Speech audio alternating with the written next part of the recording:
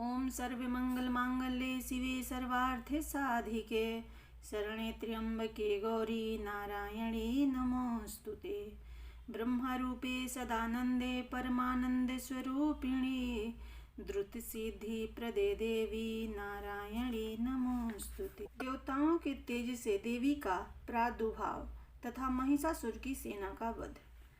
मध्यम चरित्र के विष्णु भगवान ऋषि महालक्ष्मी देवता उष्णिक छंद शाकंभरी शक्ति दुर्गा बीज वायु तत्व तथा यजुर्वेद स्वरूप हैं। श्री महालक्ष्मी जी की प्रसन्नता के लिए इस मध्यम चरित्र के जप में इनका विनियोग है।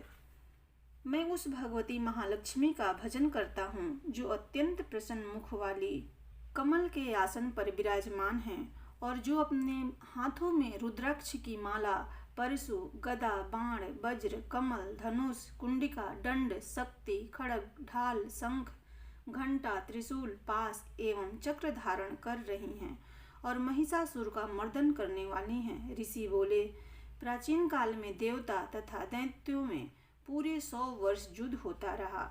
उस समय दैत्यों का स्वामी महिषासुर था एवं देवताओं का स्वामी इंद्र था। उस संग्राम में देवताओं की सेना महाबली दैत्यों से हार गई। तब सभी देवताओं को जीतकर महिषासुर इंद्र बन बैठा। हार खाकर सभी देवता ब्रह्मा जी को अग्रणी बनाकर वहां गए जहां विष्णु तथा शंकर जी विराज रहे थे। वहां पर देवताओं ने महिषासुर के सभी उपद्रव एवं अपने पराभव आदि का पूरा वृतांत कह सुनाया। उन्होंने कहा, महिषासुर ने तो सूर्य, इंद्र, अग्नि, पवन, चंद्रमा, यम, वरुण तथा अन्य सभी देवताओं के अधिकार छीन लिए। स्वयं ही सबका अधिष्ठाता बन बैठा है। उसने सभी देवताओं को स्वर्ग से निकाल दिया है। महिषासुर महान दुरात्मा है। बेचारे देवता पृथ्वी पर मृत्यों की भांति विचर रहे हैं। हे प्रभु, उस देव शत्रु के सभी उपद्रव आपको सुना दिए। अब हम लोग आपकी शरण में आए हैं।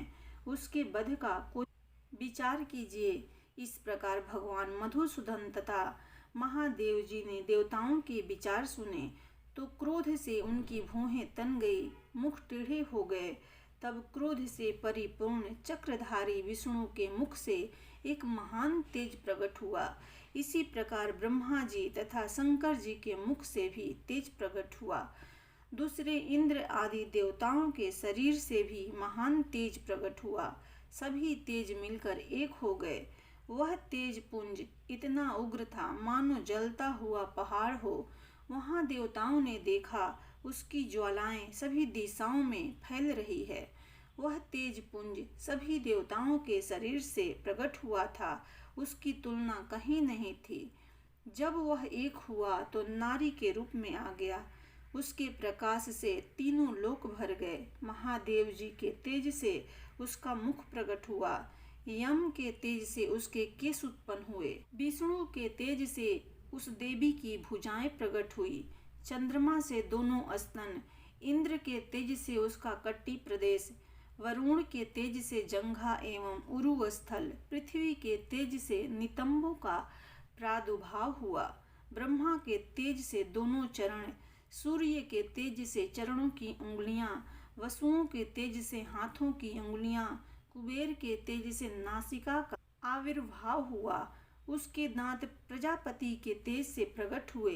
अग्नि के तेज से 3 नेत्र उत्पन्न हुए। दोनों संध्याओं के तेज से दोनों भौहें, वायु के तेज से दोनों कान उत्पन्न हुए। इसी प्रकार दूसरे देवगणों के तेज के द्वारा उस शिवा भगवती का प्रादुर्भाव हुआ। तब समस्त देवताओं के तेज पुंज से प्रकट हुई देवी जी को देखकर महिषासुर से पीड़ित सभी देवता प्रसन्न हुए। पिनाकधारी महादेव जी ने उस देवी को अपने शूल से शूल निकाल कर दे दिया। श्री विष्णु जी ने अपना सुदर्शन चक्र प्रकट करके दिया। वरुण ने शंख तथा अग्नि ने उसे शक्ति दी। मारुत ने धनुष और बाणों से भरपूर 2 तरकस दिए। देवराज इंद्र ने अपने वज्र से वज्र उत्पन्न करके दिया। फिर सहस्त्र नेत्र इंद्र ने ऐरावत हाथी से घंटा दिया। यमराज ने काल दंड से दंड प्रदान किया। सागरपति ने पास, प्रजापति ने रुद्राक्षमाला अर्पित की, ब्रह्मा जी ने कमंडल भेंट किया, सूर्य ने भगवती के सभी रोमकूपों में अपनी किरणें प्रदान की, काल ने तलवार तथा उत्तम ढाल अर्पण की, क्षीर सागर ने हार तथा कभी पुराने न होने वाले 2 वस्त्र भेंट किए और चूड़ामणि, दिव्य कुंडल तथा 2 कड़े भी भेंट किए। उसने चमकता हुआ अर्धचंद्र, सभी भुजाओं के लिए बाजूबंद, चरणों के लिए नुपुर, कंठ के लिए सर्वोत्तम कुंठला भी भेंट किया। इसी प्रकार सभी अंगुलियों के लिए रत्न जड़ित मुद्रिकाएं प्रदान की। विश्वकर्मा ने निर्मल परशु भेंट किया और भी अनेक रूपों वाले अस्त्र, अभेद कवच, मस्तक तथा गले में धारण करने योग्य, कभी न कुम्हलाने वाली कमलों की माला दी। जल्दी ने उसे बहुत सुंदर कमल दिया। हिमाचल ने वाहन के लिए सिंह तथा अनेकों प्रकार के रत्न भेंट किए। कुबेर ने शहद से भरा पात्र दिया। सभी नागों के स्वामी शेष जी ने महामणियों से सुशोभित नागहार दिया। वे शेष जी इस पृथ्वी को धारण किए हैं। इसी प्रकार दूसरे देवताओं ने भी भूषण तथा आयुधों के द्वारा देवी जी का सत्कार किया। तब तो भगवती ने अट्टहास करके ऊंचे स्वर से गर्जना की। उसके भयानक नाद से सारा आकाश भर गया। वह घोर गर्जना कहीं समा न सकी। उसकी प्रतिध्वनि गूंज उठी। सारे लोग क्षुभित हो उठे एवं कांपने लगे। पृथ्वी कांपने लगी, सभी पर्वत हिल गए। तब देवगण प्रसन्न होकर उस सिंह वाहिनी देवी की जय जयकार करने लगे। मुनियों ने भक्ति भाव से विनम्र होकर देवी जी की स्तुति की। इधर देवताओं के शत्रुओं ने सारी त्रिलोकी को क्षोभग्रस्त देखा। तब वे अपनी सारी सेना को कवच आदि से तैयार कराकर अस्त्र शस्त्र लेकर झट उठ खड़े हुए। महिषासुर क्रोध में भरकर बोला, अरे यह क्या हो रहा है? इतना कहकर सभी दैत्यों के साथ घिरकर उस सिंहनाद की ओर भागा। वहां जाकर उसने तीनों लोकों को अपने तेज से प्रकाशित करती हुई देवी को देखा। उन देवी के चरणों के भार से पृथ्वी दबी जा रही थी। माथे के किरीट मुकुट से आकाश पर रेखाएं पड़ती जा रही थी। उनके धनुष की टंकार से सातों पताल क्षोभग्रस्त थे। हजारों भुजाओं से सभी दिशाओं को ढांप कर वह देवी खड़ी हुई थी। उन देवी जी के साथ दैत्यों का युद्ध आरंभ हो गया। वे नाना प्रकार के अस्त्र शस्त्रों का प्रहार करने लगे। उनसे सभी दिशाएं भर गई। महिषासुर का सेनापति चीक्षुर नामक एक महान दैत्य था। देवी जी के साथ उसी का युद्ध होने लगा। इसी प्रकार अन्य दैत्यों को तथा चतुरंगिनी सेना को लेकर चामर भी युद्ध करने लगा। 60,000 रथियों को साथ लाकर उदग्र महादैत्य भी युद्ध में प्रवृत्त हो गया। महाहनु दैत्य 1 करोड़ रथियों को साथ लेकर टूट पड़ा। तलवार के समान पैने रोमों वाला असीलोमा नामक दैत्य 5 करोड़ रथियों के साथ युद्ध में आ गया। 60 लाख रथियों से आवृत वास्कल दैत्य युद्ध में उतर पड़ा। परिवर्तित दैत्य हाथी एवं घोड़ों के अनेकों सवारों के समूहों से घिरा हुआ 1 करोड़ रथियों के साथ युद्ध में प्रवृत्त हुआ। बिडाल दैत्य 5 अरब रथियों को साथ लाकर लड़ने लगा। और भी हजारों महादैत्य रथ, हाथी, घोड़ों से घिरे हुए रथियों को साथ लाकर देवी जी के साथ युद्ध करने लगे। वे महाअसुर करोड़ रथियों एवं हस्ती सवारों से घिरे हुए उस युद्ध स्थल में आकर डट गए। उस रणांगन में स्वयं महिषासुर भी कोटान कोट रथों, हाथी एवं अश्वों की सेनाओं से घिरा हुआ खड़ा था। तोमर, भिंदीपाल, शक्ति, मूसल, परशु, पट्टिस, खड़ग आदि शस्त्रों से युद्ध में देवी जी के साथ युद्ध करने लगे। कुछ दैत्यों ने देवी जी पर शक्तियां छोड़ी एवं कुछ दूसरों ने पास फेंके। कई एक दैत्यों ने तो खड़गों के प्रहारों से देवी को मार डालने का प्रयत्न किया। तब उन चंडिका देवी ने शस्त्रों को अपने अस्त्र शस्त्रों की वर्षा करके खेल ही खेल में तोड़ डाला। ऐसा करने पर भी देवी जी के मुखारविंद पर थकावट का थोड़ा भी चिन्ह नहीं था। देवता एवं ऋषिगण स्तुतियां कर रहे थे। ईश्वरी ने उन दैत्यों पर अस्त्र शस्त्र छोड़े। इधर देवी जी का वाहन सिंह भी क्रोध में आ गया। वह अपने गर्दन के बाल हिलाता हुआ दैत्यों की सेना में इस प्रकार घूमने लगा जैसे कि वन में वन की अग्नि फैलती जा रही हो। उस युद्ध भूमि में युद्ध करती हुई अंबिका ने जितने श्वास छोड़े वे ही श्वास तुरंत सैकड़ों हजारों गणों के रूप में परिणित हो गए। प्रकट होकर उन गणों ने खड्ग, भिंदी, पाल, परशु, पट्टिस आदि शस्त्रों से युद्ध आरंभ कर दिया।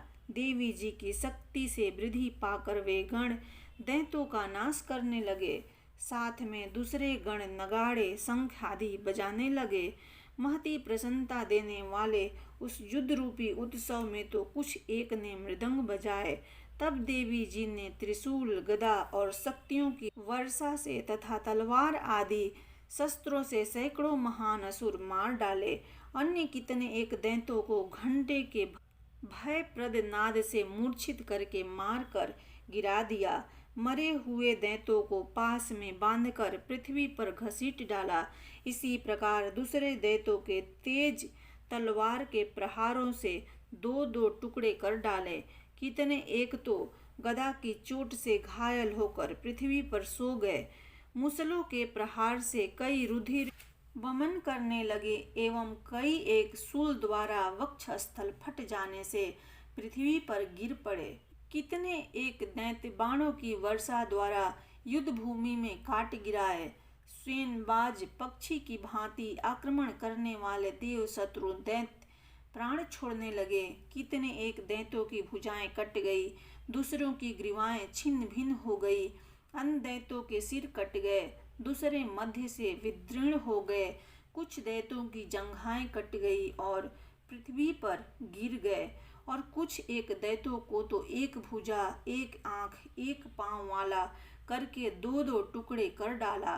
कितने एक तो सिरों के कट जाने पर भी फिर उठ खड़े हुए। तीक्ष्ण आयुध लेकर वे कमबंद धड़ ही देवी जी से लड़ने लगे। कई एक धड़ नगाड़ों के लय ताल पर नाचने लगे।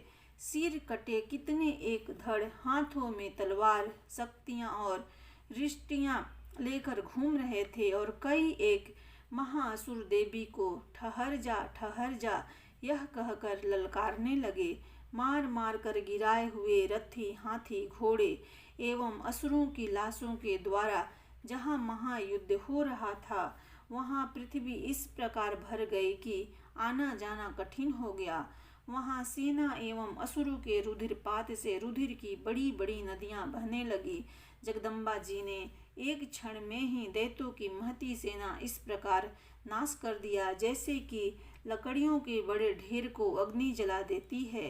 देवी का वाहन सिंह अपने बालों को झटकाता हुआ, बड़ी गर्जना करता हुआ दैत्यों के शरीर से मानो प्राण ही चुन रहा हो, इस प्रकार घूमने लगा। देवी जी के उन गणों ने महाअसुरों के साथ बड़ा युद्ध किया, जिससे देवता प्रसन्न होकर आकाश से पुष्पों की वर्षा करने लगे। प्रेम से बोलो माता दुर्गा की जय। आवाहनम न जानामि विसर्जनम, पूजां चैव न जानामि क्षम्यतां परमेश्वरी। मंत्रहीनं क्रियाहीनं भक्तिहीनं सुरेश्वरी, यत् पूजितं मया देवी परिपूर्णं तदस्तु मे।